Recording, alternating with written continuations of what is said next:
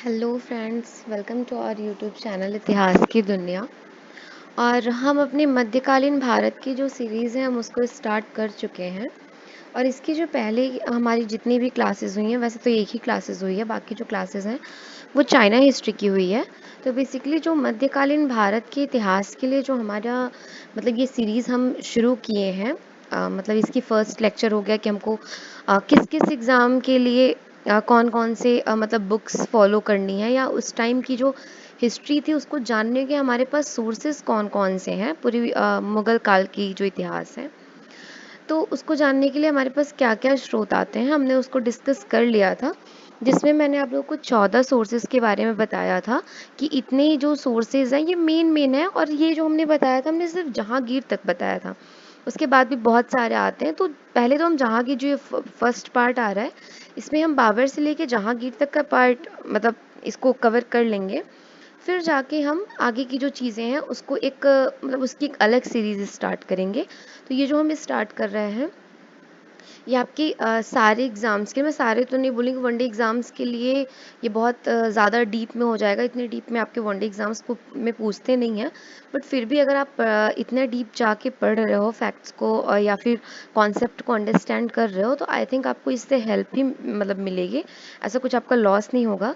But जो लोग state PCS या फिर वो मतलब मेंस के लिए या फिर हो सकता है अगर किसी को हिस्ट्री ऑप्शनल लेके पीसीएस देना हो, या फिर मेंस की भी एग्ज़ाम दी हुई ना, या फिर स्टेट पीसीएस में ऑप्शनल रख रहे हो, या किसी भी पीसीएस में अगर आप इतिहास वैकल्पिक विषय को लेके अपना एग्ज़ाम देना चाहते हैं, तो ये लेक्चर जो है ये आपके लिए बहुत ज़्यादा इम्पॉर्टेंट है। और अगर कोई कॉलेज में है और मतलब कॉलेज एग्ज़ाम्स मतलब हैं उसके, या और भी चीज़ें हैं, तो उसके लिए भी वो इस लेक्चर को सुन सकते हैं। और अगर आपने इसलिए पहले वाला लेक्चर ना देखा हो तो आप देख लो, बिकॉज़ उसमें मैंने बताया था कि कौन कौन सी बुक फॉलो करनी है पर्टिकुलर एग्ज़ाम्स के लिए। सो आज का लेक्चर हम स्टार्ट करते हैं। तो जो हम मतलब ये स्टार्ट करेंगे, जो इसका सिलेबस है, सिलेबस के अकॉर्डिंग तो हमारे सिलेबस का जो फर्स्ट टॉपिक है वो आएगा the political condition of Hindustan on the eve of Babur invasion. यानी कि जो बाबर का जब आक्रमण हुआ था तो उस समय हमारे हिंदुस्तान की जो पॉलिटिकल कंडीशन थी वो कैसी थी। फिर इसी में मतलब इसी फर्स्ट में ही हमारा आएगा एक और मतलब बाबर में ही, कि बाबर अर्ली कैरियर उसका, बैटल ऑफ पानीपत, खानवा, घाघरा और चंदेरी, हम इतना कवर करेंगे। फिर इसके बाद हम आएंगे हुमायूं पे। हुमायूं के बाद हम हुमायूं को हम देखेंगे, हुमायूं में क्या क्या देखना है हमको, उसकी पॉलिटिकल एंड मिलिट्री डिफ़िकल्टीज देखनी है, उसके रोल ऑफ हिज ब्रदर, उसके भाइयों का मतलब क्या उसमें रोल था उसको हमको देखना है। His relationship with Bahadur Shah, जो उस समय गुजरात का शासक था बहादुर शाह, उसके साथ हुमायूं के संबंध कैसे थे, रिलेशनशिप्स उसकी कैसी थी, वो देखना है। फिर हम देखेंगे शेर शाह को, जिसको शेर खां या फरीद भी के नाम से भी जानते हैं, और उसकी नोवेलिटी को देखेंगे। फिर हम देखेंगे कि factors behind Humayun's failure against Sher Shah, ऐसे कौन कौन से फैक्टर्स बने जिसकी वजह से हुमायूं को भारत से निष्कासित कर दिया गया, उसको हम देखेंगे। किसके पीछे कौन कौन सी रीजंस थे कि जो हुमायूं के मतलब शेर शाह के खिलाफ जो हुमायूं का मतलब अभियान था उसके फेलियर्स हुए थे, उसको हम देखेंगे क्या क्या फैक्टर्स थे। फिर आ जाएंगे हम शेर शाह पे। शेर शाह में देखेंगे हम उसका early career, rise to power in Bihar and Bengal. फिर मतलब ये देखेंगे कि रीजन ऑफ शेर शाह। फिर हिज मिलिट्री विक्ट्री, एडमिनिस्ट्रेशन देखेंगे, specially military and revenue administration पे हमको फोकस करना है। फिर कोलैप्स ऑफ सूर रिजाइम, मतलब जो सूर्य साम्राज्य है उसका कोलैप्स कैसे कर जाता है वो, उसको हम देखेंगे। फिर आएंगे हम द एज ऑफ अकबर। और मतलब ये जो ए हम जितना भी आपको ये टॉपिक बता रहे हैं, इस सारे टॉपिक्स में मतलब सारे टॉपिक्स जितने भी टॉपिक हैं हम उसमें इन डिटेल इस पे बहुत अच्छे से इस पे वर्क करेंगे। तो मैं एक बार हिंदी में भी इसको बता दूं, आई थिंक मैंने हिंदी में एक्सप्लेन नहीं किया। तो जो शेर शाह है उसका अर्ली कैरियर मतलब कैसा था, उसका जो बंगाल और बिहार में जो उसकी मतलब पावर का राइज मतलब जो उदय हो रहा था उसका वो, मतलब उसका क्या क्या मतलब था वो देखेंगे हम टॉपिक, वो उस टॉपिक को कवर करेंगे। उसकी जो मिलिट्री विक्ट्री हुई थी हम उसको देखेंगे। एडमिनिस्ट्रेशन में भी हम जो हमारा मेन फोकस रहेगा वो हमारा मिलिट्री और रेवेन्यू एडमिनिस्ट्रेशन पर रहेगा। और फिर अंत में देखेंगे हम कि जो सूर साम्राज्य था वह कैसे खत्म हो जाता है, कैसे समाप्त हो जाता है। फिर आता है अकबर का काल, उसमें हम देखेंगे बैरम खान को। फिर जो इंटरनल कॉन्फ्लिक्ट्स होते हैं इतने सारे हम उसको देखेंगे।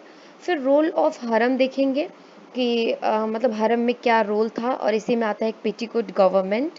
पेटीकोट गवर्नमेंट मतलब ऐसे बोलते हैं महिलाओं का शासन, तो उसको हम देखेंगे। और रोल ऑफ हरम में ही आएगा रोल ऑफ हरम इन मुगल पॉलिटिक्स, मतलब मुगल की जो राजनीति थी उसमें हरम का क्या रोल था। अकबर और हरम, अगर मैं आपको थोड़ा सा ऐसे एक्सप्लेन कर दूँ, वैसे तो टॉपिक इतना एक्सप्लेन नहीं करना है, मैं अच्छे से इसको एक एक टॉपिक को पर्टिकुलर एक्सप्लेन करूँ, बट सिलेबस में भी अगर मैं हरम को एक्सप्लेन करूँ तो उस टाइम के जो राजा महाराजा होते थे वो अगर कहीं पे भी जाते थे, युद्ध लड़ते थे, तो वहाँ की जो औरतें होती थी उनको एक हरम मतलब एक प्रॉपर महल रहता था, उसमें वो लेके जाते थे, मतलब वहाँ पे उनको रखते थे। और मतलब ये जो हरम था इसमें सिर्फ राजा को ही जाने की परमिशन थी। और उनकी एक मतलब परमिशन तो वैसे सिर्फ राजा के अलावा किसी को भी नहीं थी, और मेन उनके सेनापतियों को भी थी।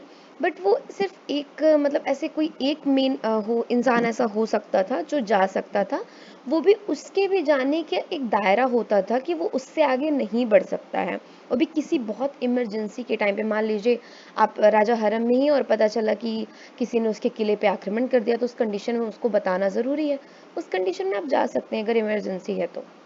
फिर उसके बाद हम देखेंगे कि अकबर का जो मतलब रिलीजियस जो धार्मिक उसका कैसा था। राजपूत और डेक्कन उसकी जो पॉलिसीज़ थी वो कैसी थी। जो उज़्बेक है, उज़्बेक का हम इवैल्यूएशन करेंगे।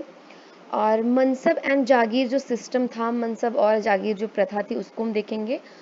फिर रेवेन्यू एडमिनिस्ट्रेशन इसका देखेंगे, कैसा इसका रेवेन्यू एडमिनिस्ट्रेशन कैसा था। फिर हम आएंगे जहांगीर पे। जहांगीर का हम देखेंगे कि उसका एक्सेशन कैसे होता है।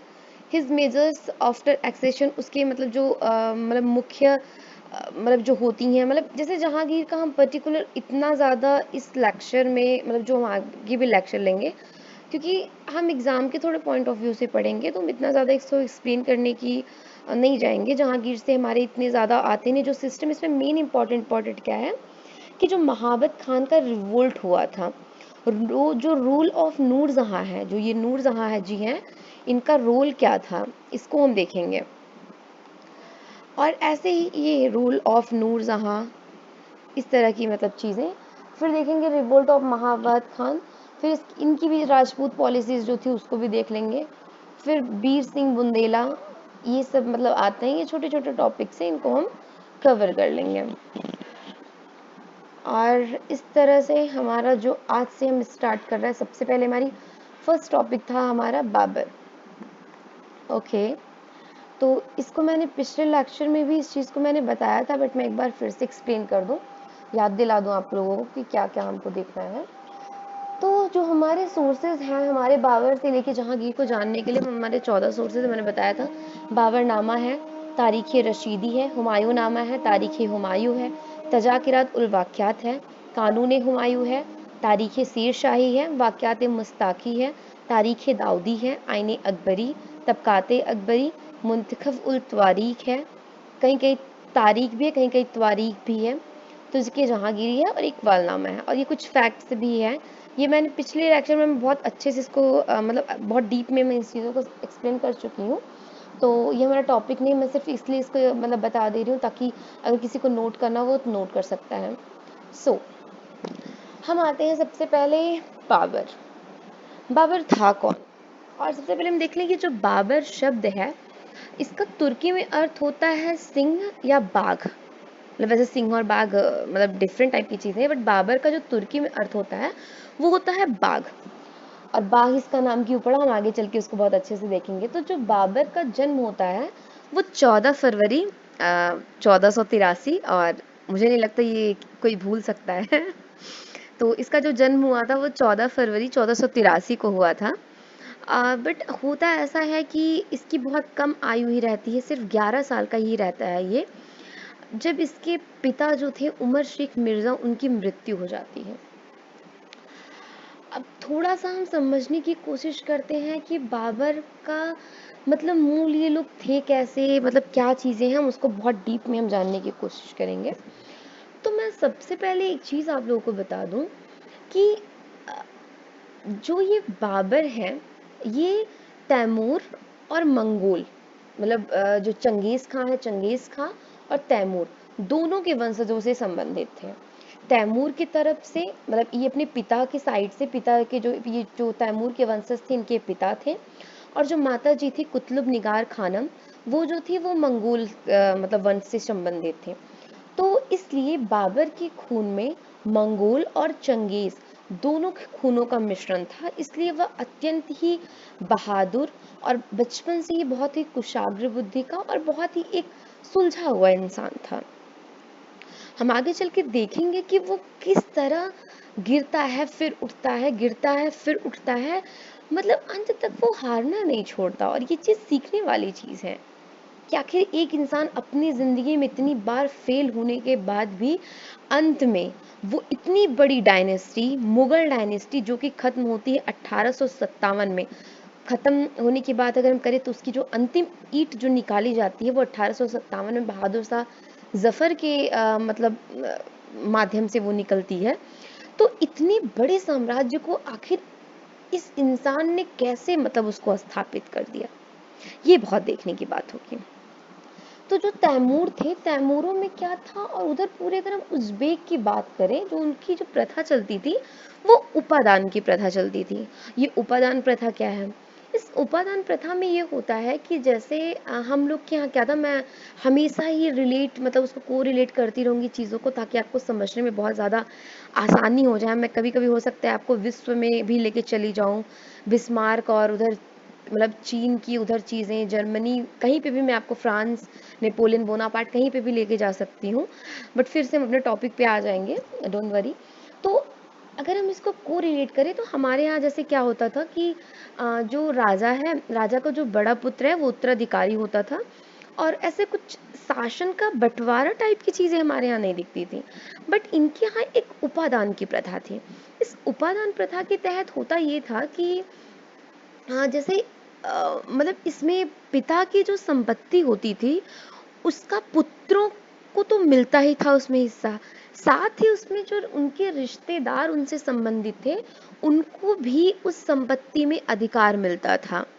लाइक अगर किसी की 5 बीघे की ज़मीन है, तो उस 5 बीघे की ज़मीन में मान लीजिए उनके 10 रिश्तेदार हैं और 2 बेटे हैं, तो इन 12 लोगों को, जितने भी 12 लोग हैं, इन सब का उसमें अधिकार होगा।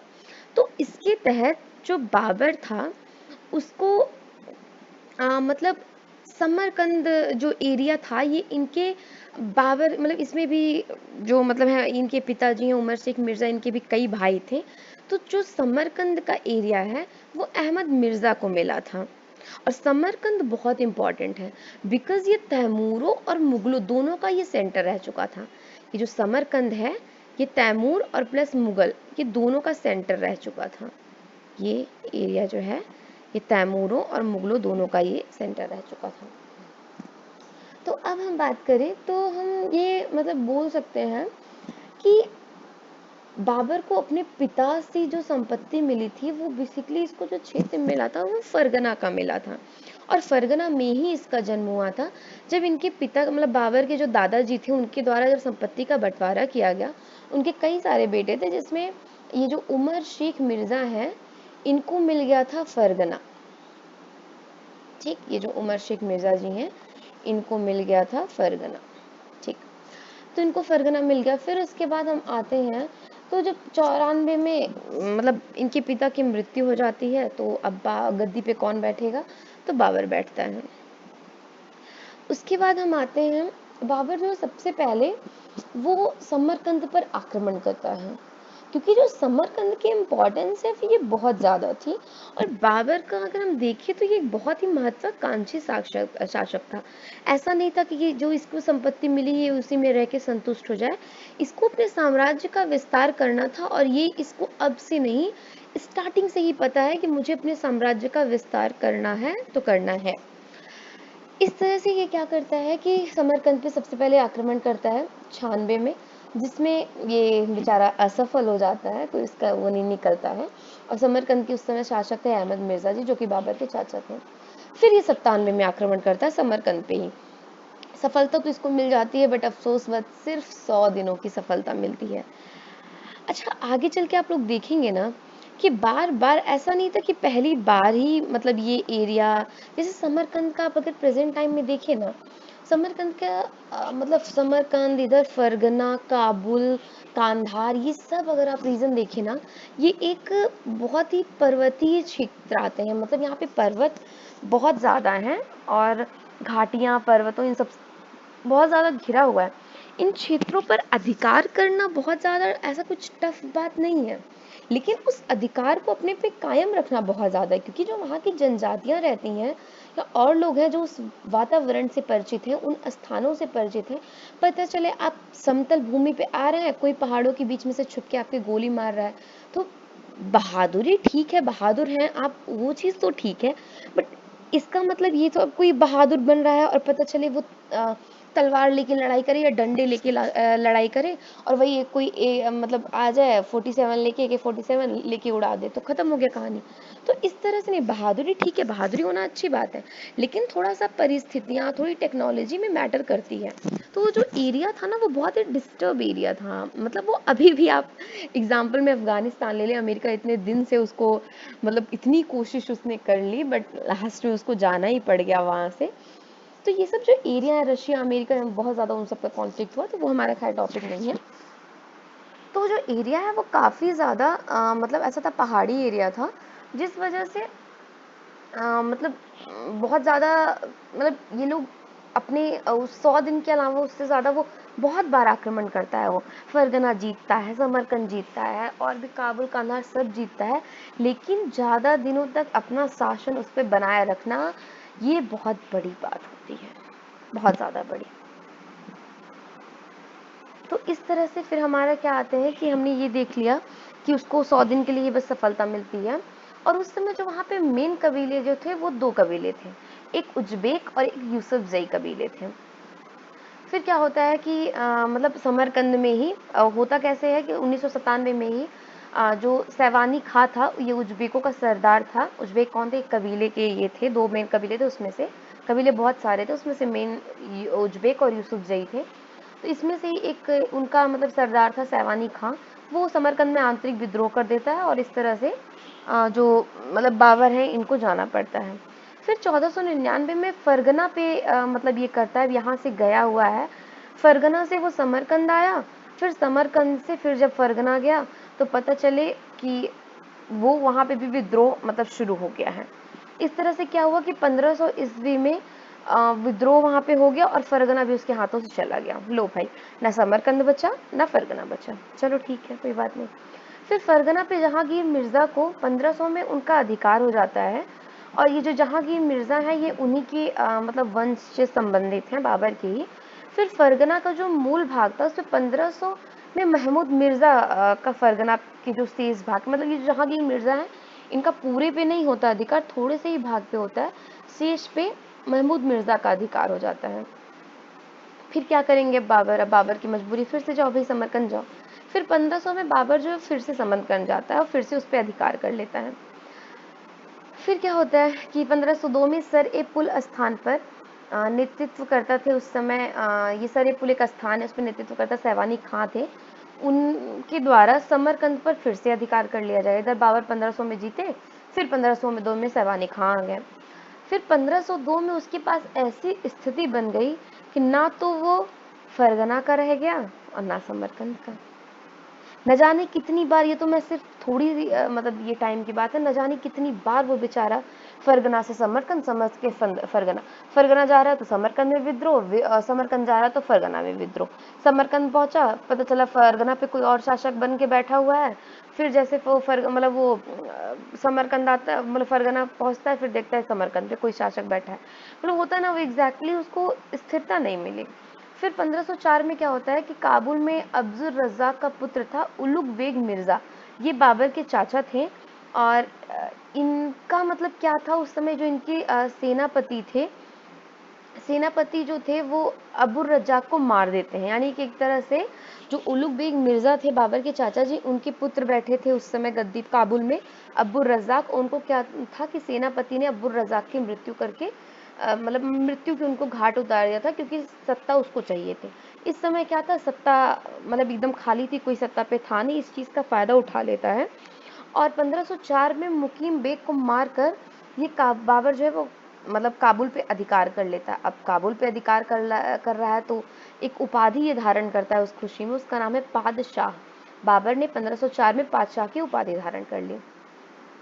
फिर क्या होता है, इसकी आप देख रहे हैं इसकी महत्वाकांक्षा रुक नहीं रही है। फिर ये 1507 में काबुल के पास कांधार पर ये विजय कर लेता है। और एक चीज़ बहुत इंटरेस्टिंग है जो कि देखने लायक है, बाबर जो था वो सुन्नी था। अच्छा, सुन्नी कौन होते हैं? सुन्नी जो होते हैं, जो मोहम्मद साहब जो मतलब मोहम्मद साहब जी थे, उन्होंने जो कहा उसको डायरेक्ट सुना था इन लोगों ने, तो ये अपने आप को सुन्नी बताते हैं, मतलब इनको सुन्नी कहते हैं। और ये जो शिया होते हैं, इसी में तो मुसलमानों में ही दो आते हैं, शिया और सुन्नी। तो जो शिया थे वो मतलब डायरेक्ट नहीं सुने थे। और एक और कॉन्सेप्ट आता है कि जो सुन्नी है वो मोहम्मद साहब को मानते हैं, जबकि जो शिया हैं ये मोहम्मद साहब के दामाद को मानने वाले लोग हैं। फिर इस्माइल शाह जो कि मतलब ईरान का ये मतलब ईरान में ये शासक था, ईरान में उस समय चला था शक्वी वंश। तो ये क्या था, ये शिया मुस्लिम शासक था, और शिया और सुन्नियों में बराबर कॉन्फ्लिक्ट चलता रहता था और अभी भी चलता रहता है। तो बाबर और इस्माइल शाह ये दोनों अपने धार्मिक जो इनके मतभेद थे उनको छोड़ देते हैं, और धार्मिक मतभेदों को छोड़ते हुए ये लोग, वो जो सैवानी खां वहाँ पे बैठा हुआ है, या मतलब सैवानी खां के और भी जो लोग बैठे हुए हैं समरकंद में, उनको हटाने के लिए आगे बढ़ता है। बाबर और इस्माइल शाह एक साथ आ जाते हैं, यानी कि इधर शिया और सुन्नी एक साथ आ जाते हैं। ये समरकंद को जीतने के लिए साथ हुए थे। क्योंकि जो अच्छा, इस्माइल शाह साथ क्यों दे रहा है? क्योंकि ये जो सतवी वंश है, इसका इसको डर ये भी था उस समय, वो जो उज्बेक थे ना, मतलब उज्बेक सरदार हैं वो सैवानी खां, वो और जितने भी उज्बेक मतलब ये कबीले से संबंधित लोग थे, बहुत ही उत्पात मचा के उन लोगों ने रखा था। कहीं पे भी जाते थे लूट मार करते थे, धन लूटते थे फिर आ जाते थे। तो डर तो ईरान के राजवंश शक्वी वंश जो इस्माइल शाह जहाँ बैठे हैं उनको भी था, इसलिए वो साथ देते हैं। और फिर 1511 से 12 मतलब ये समरकंद को यहाँ पे बाबर और इस्माइल शाह के द्वारा जीत तो लिया जाता है, बट फिर होता वही है, मैं बोल रही हूँ ना कि ये ऐसा एरिया है, आप जीतेंगे पर ज़्यादा टाइम तक अपने हाथ में रखना बहुत बड़ा चैलेंज है। फिर 1511 से 12 का टाइम रहता है, समरकंद फिर से इनके हाथों से निकल जाता है। फिर आते हैं 1519 में। अभी हमने देखा था कि ऊपर दो मेन कबीले थे, वो कबीला कौन कौन सा था, यूसुफजई था, और मतलब क्या अभी हमने उसको क्या बताया, उज्बेक। तो इस तरह से क्या होता है कि 1519 में यूसुफजई कबीले जो था, कबीले के लोग थे और कबीला जो था उसको बाबर जीत लेता है, और फिर ये बाजौर को जीतता है। फिर उसके बाद ये आता है भेरा।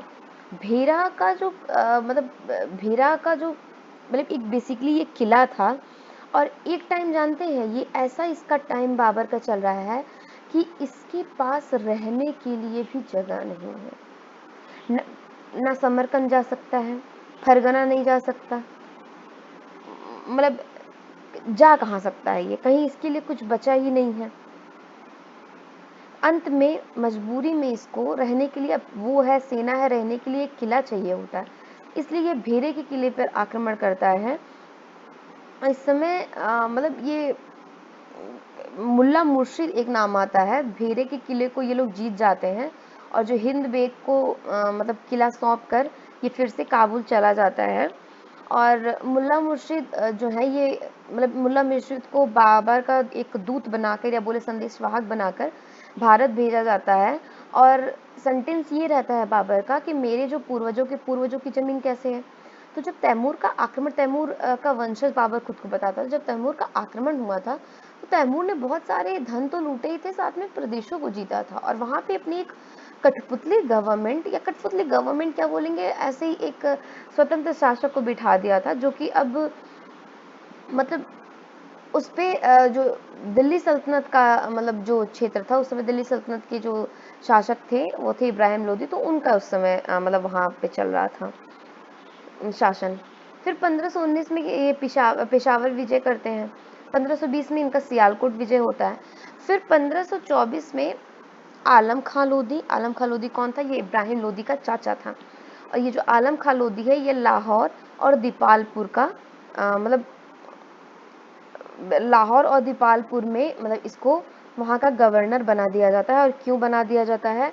क्योंकि जो आलम खां लोधी है ये सपोर्ट करता है, क्योंकि इसको दिल्ली की सत्ता को अपने हाथ में हथियाना था और ऐसा इब्राहिम लोदी के बिना मरे हुए नहीं हो सकता था।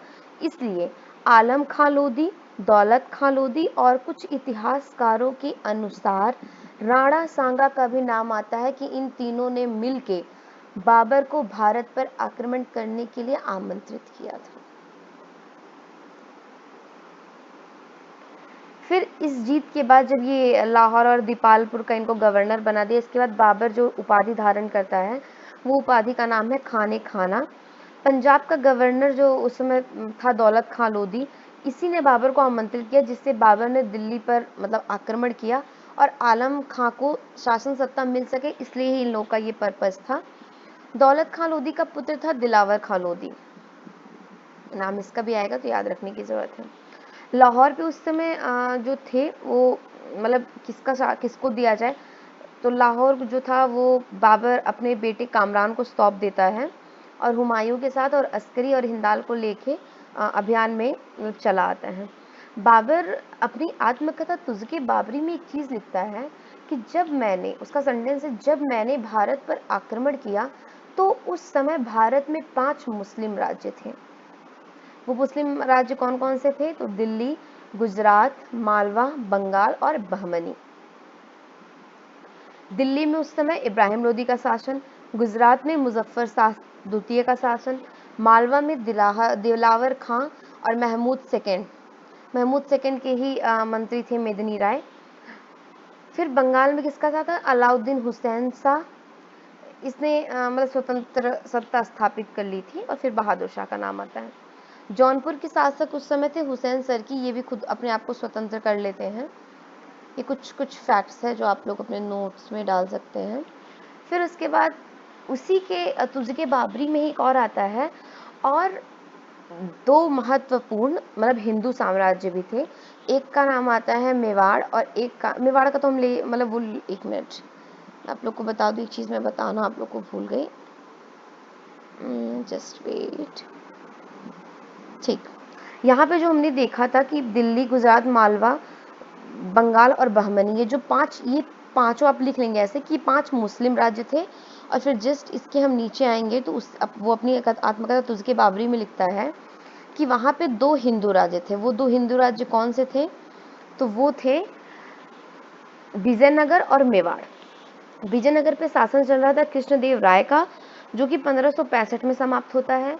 और मेवाड़ शासक उस समय थे राणा सांगा, जो कि कुछ इतिहासकारों का ऐसा मत है कि राणा सांगा और इब्राहिम लोदी में कॉन्फ्लिक्ट बहुत ज़्यादा बढ़ गया था, जिस वजह से राणा सांगा ने भी अपना एक दूत भेजा था, इसलिए ताकि बाबर भारत पे अपना आक्रमण कर सके और मतलब जो इब्राहिम लोदी को वहाँ से हटा दे और लूट मार करके, उसको लगा था कि तैमूर का वंशज है, लूट मार करेगा, जैसे तैमूर भाग गया वैसे वो भी भाग जाएगा।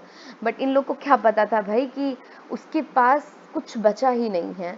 और यकीन मानिए, जिस इंसान के पास खोने के लिए कुछ ना बचा हो, उससे ज़्यादा खतरनाक इंसान इस दुनिया में कोई और हो नहीं सकता।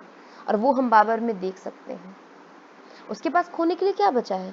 खुद का फरगना जा चुका है, समरकंद जा चुका है, जो छोटे छोटे राज्य जीत रहा है, क्या भरोसा है उसका? उसका खुद का साम्राज्य है, खुद का साम्राज्य तो फरगना ही था ना। फरगना में तो उसका कोई अधिकार ही नहीं रहेगा, उसकी अपनी जन्मभूमि छूट गई है।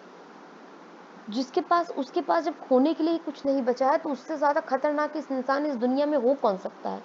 कोई भी नहीं। फिर इस तरह से आता है कि बाबर जो है वो मतलब देखता है, और कुछ मतलब एक बुक आती है, कल्हड़ द्वारा रचित है, राज तरंगिणी, हम सब ने जानते होंगे इस बुक को। तो ये एक पहली ऐतिहासिक पुस्तक है जो डेट के साथ है। इसी में मतलब ये बताया गया कि जो मतलब अगर कोई ये बात करे ना कि पॉलिटिकल कंडीशन क्या थी उस वक्त जब बाबर का भारत पर आक्रमण हुआ था, हमारा टॉपिक मेन यही था ना। अभी तक तो हम ये देख रहे थे ना कि मतलब जो मतलब बाबर है आक्रमण कर रहा है, वो मतलब कैसे कैसे वो बाबर कौन था, कहाँ से आया था, क्या क्या परिस्थितियां ऐसे उसके सामने आ गई जिसकी वजह से बाबर को मतलब आक्रमण करने की नौबत आ गई भारत में। तो हमने उस कंडीशन को देख लिया। उसके बाद अब हम मतलब जो हमारा नेक्स्ट टॉपिक है वो है political condition of the Hindustan on the eve of Babur's invasion. Babur के आक्रमण के समय जो मतलब वहाँ की पॉलिटिकल कंडीशन थी भारत की, वो कैसी थी, राजनीति, उसमें हमने काफ़ी चीज़ें तो देख लिया कि उस समय मुस्लिम राज्य कितने थे, कैसी ऐसे, बट हम इन डिटेल में इसको देखेंगे और वो देखेंगे हम नेक्स्ट लेक्चर में। तो आज के लिए बस इतना इतना ही। नेक्स्ट लेक्चर में हम ये देखेंगे कि बाबर के आक्रमण के समय भारत की मतलब जो राजनीतिक अवस्था थी या जो राजनीतिक कंडीशन थी वो कैसी थी, उसको हम देखेंगे। और फिर उसके बाद देखेंगे, तुरंत हम जस्ट आ जाएंगे अपने पानीपत के युद्ध पे, क्योंकि हमने 1525 तक तो देख ही लिया कि 1525 तक क्या चल रहा है। यहाँ पे हमने देखा ना, एक एक ईयर वाइज मैंने बताया है आपको कि मतलब क्या क्या इंपॉर्टेंट हो सकता है। तो 1525 तक तो हमने देख ही लिया। एक बार मैं फिर से ये 1524 यहाँ पे, 1525 में ये लोग आमंत्रित कर रहे हैं उसको, 26 में पानीपत का युद्ध लड़ लिया जाएगा। तो चलिए नेक्स्ट क्लास में पानीपत का युद्ध होगा। और आज के लिए बस इतना ही। हम नेक्स्ट लेक्चर में पानीपत का युद्ध और बाकी सारी चीज़ें, खानवा और घाघरा चंदेरी, सब कुछ हम कवर करते चलेंगे। ठीक है, बस आज के लिए इतना ही। मिलते हैं नेक्स्ट लेक्चर में। और प्लीज़ हो सके आप, अगर आपके घर में कोई मतलब बच्चे, इसको तो मतलब बच्चे भी समझ सकते हैं, लाइक अगर 8th में जो चीज़ें थी हम लोगों ने भी इसको 8th में पढ़ा था, 9th 10th में, या कोई अगर कॉम्पिटिटिव एग्ज़ाम्स की तैयारी करे तो कॉम्पिटिशन वाले भी इसको देख सकते हैं। सो टाटा बाय बाय, और मिलते हैं नेक्स्ट लेक्चर में। Good bye.